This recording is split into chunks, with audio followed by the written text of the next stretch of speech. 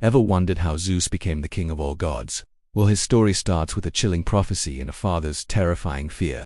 Picture this: Cronus, the mighty Titan, had just overthrown his own father, Uranus, to become the supreme ruler of the cosmos. But his victory was tainted by a dark warning from his dying father. Just as you have overthrown me, one of your own children will overthrow you. This prophecy haunted Cronus. It became his obsession, twisting his reign into one of paranoia.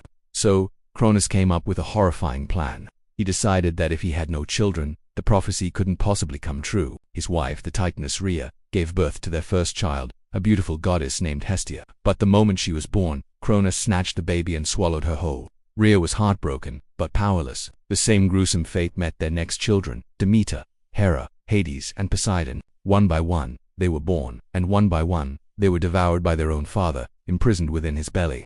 Imagine Rhea's despair, seeing all her children consumed by the very person who should have protected them. Cronus, meanwhile, felt a sense of relief. He thought he had outsmarted destiny. But Rhea's grief eventually turned into fierce determination. As she prepared to give birth to her sixth child, she knew she couldn't let history repeat itself.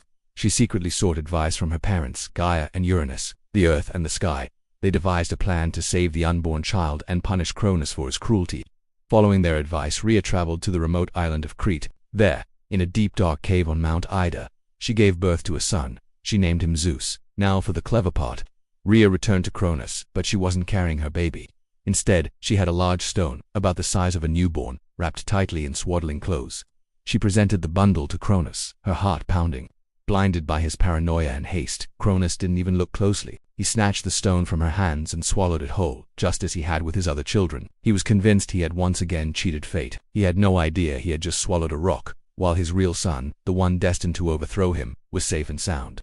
Back on the island of Crete, baby Zeus was hidden away from his father's wrath. He wasn't raised in a palace, but in the wild heart of nature itself. A gentle goat named Amalthea nursed him with her milk, and nymphs cared for him, playing with him under the trees to hide his cries from Cronus. A band of warriors called the Curetes would clash their spears against their shields, their noise echoing through the mountains, drowning out the sound of the infant god. Fed by ambrosia and nectar brought by doves, Zeus grew up incredibly fast, becoming stronger and more powerful with each passing day.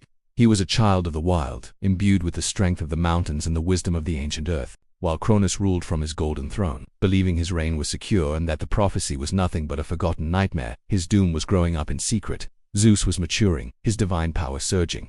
He was unaware of his true parentage for a time, but destiny has a way of revealing itself. Soon, he would learn the truth about his imprisoned siblings and his tyrannical father. The stage was being set for an epic confrontation. The prophecy was not averted, it was merely delayed. The war between the son who was saved and the father who devoured his children was inevitable.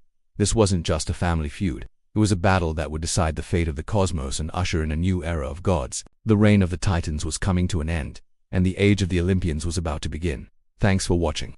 If you love mythology as much as I do, make sure to hit that subscribe button and ring the bell so you don't miss our next story. See you in the next video.